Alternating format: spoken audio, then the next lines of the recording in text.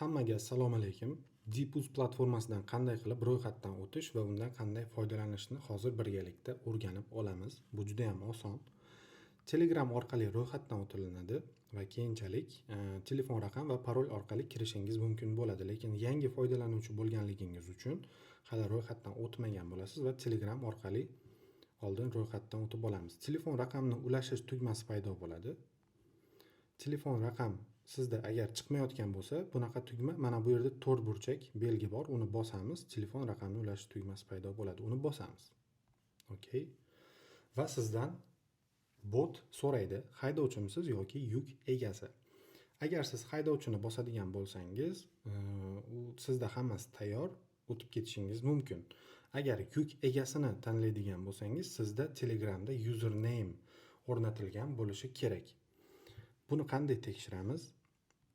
Profilni o'zgartiradigan joyga kiramiz. Imya пользователя degan joyi bor. Shu yerda dip admin bizda yozilgan. Bu yerda siz o'zingiz xohlagan narsani yozib qo'ygan bo'lishingiz mumkin.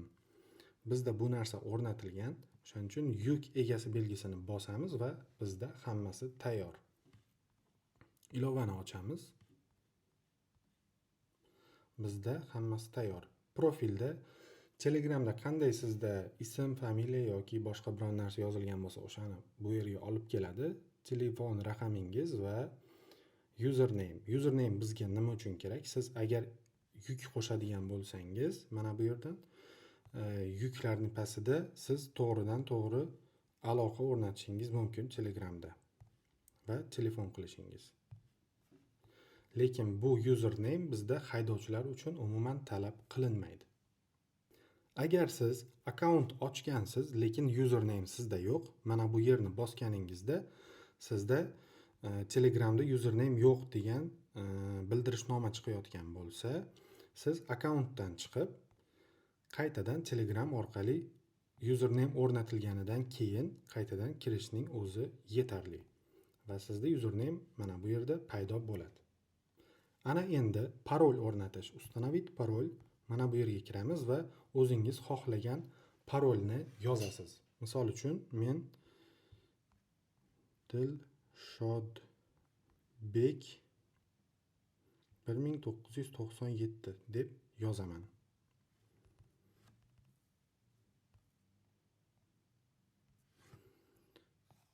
Kelasida ham bir xil bo'lishi kerak. Установить parol.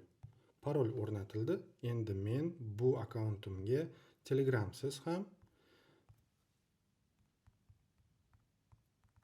kirishim mumkin.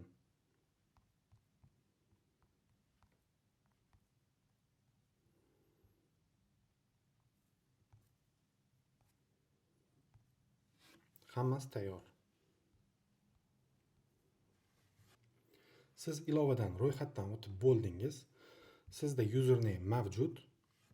Endi esa yuk qo'shish jarayonini sizlar bilan birgalikda ko'rib chiqamiz. Misol uchun O'zbekistonning Xorazm viloyatidan Rossiyaning Sankt-Peterburg shahriga yuk qo'shamiz. Bu yerdan tanlab qo'shishingiz mumkin yoki birdaniga yozib qidirishingiz mumkin. Mana bizda Sankt-Peterburg chiqdi. Eng asosiysi bu yerda faqat viloyatlar, shaharlar yo'q. Viloyatlarni tanlashingiz kerak. Misol uchun sizda qaysidir shahardan ortiladigan yukingiz bo'lsa, bu shahar qaysi viloyatning tarkibiga kirishini bilib, Google orqali yoki boshqa manbalardan keyin tanlashingiz kerak bo'ladi. Dalya tugmasini bosamiz. Tip gruza bizda qanaqa yuk? Misol uchun hozir qandaydir yuk turini bu yerga quruq meva tonnasi 22 tonna, ob'yom 96, bizga ikkita mashina kerak yoki bu yerda avtomatik tarzda bitta yozilgan bo'ladi. Bizga qanaqa mashina kerak bo'ladi? Bizga tent yoki refrigerator yoki boshqa turgo'y tanlashimiz mumkin. Bu yerda sizga kerakli transport turlari yetmayotgan bo'lsa, adminga murojaat qilib, bizga Telegram orqali yoki telefon qilish orqali bemalol o'zingizga kerakli bo'lgan transport yoki yo'nalishlarni qo'shtirishingiz ham mumkin. Tent tanlab olamiz va qachon bu yuk ortiladi? bizda 20-oktyabrda ortiladi yoki готов к загрузке. Yukimiz tayyor. Qo'shimcha ma'lumot, misol uchun bu yerga qanaqadir kommentariyalarni ham yozishingiz mumkin bo'ladi. Bizda qo'shimcha ma'lumot yo'q, hammasini telefon orqali gaplashib olamiz. Va bu yerda narxni kiritish kerak yoki xohlasangiz cena o'zi narxni aytishni ko'pchilik xohlamaydi. Cena договорная, оплата, наличный, перечисление yoki смешанный.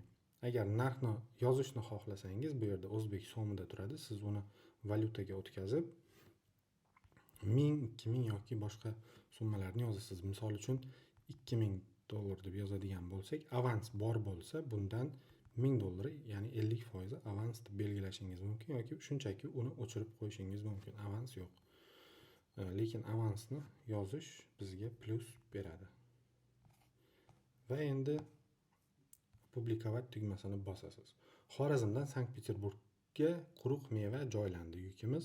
Uni bu yerda redaktirovat tugmasini bosib o'zgartirishimiz mumkin. Ichidagi ma'lumotlarni, misol uchun ortish sanasini qo'shib qo'yamiz va boshqatdan uni e'lon beramiz. Yoki отметить как выполнен. Buni o'zbek tiliga o'tkazib olamiz. Bu yerda bajarildi deb belgilash. Pastdagi yashil tugma bu yukni yopish uchun, tahrirlash uchun ko'k. Va bu yerda yuklaringiz tarixi joylashgan bo'ladi. Ana endi bizda yuk qo'shib olindi. Mana bu yerda siz yukni ko'rishingiz mumkin. Hamma ma'lumotlari joylandi va DeepUz adminga Telegram orqali mana bu yerdan murojaat qilishingiz mumkin bo'ladi. Ana endi bizda akkaunt tayyor, hamma ma'lumotlar kiritilgan, ro'yxatdan o'tib bo'ldik. Endi yuklarni qanday qilib topishimiz mumkin? Asosiy bo'limida yangi qo'shilgan yuklarni kuzatib borishingiz mumkin. Bemalol va o'zingizga yoqadigan yukni, misol uchun Istanbuldan Andijonga $5800 avans ham berilar ekan.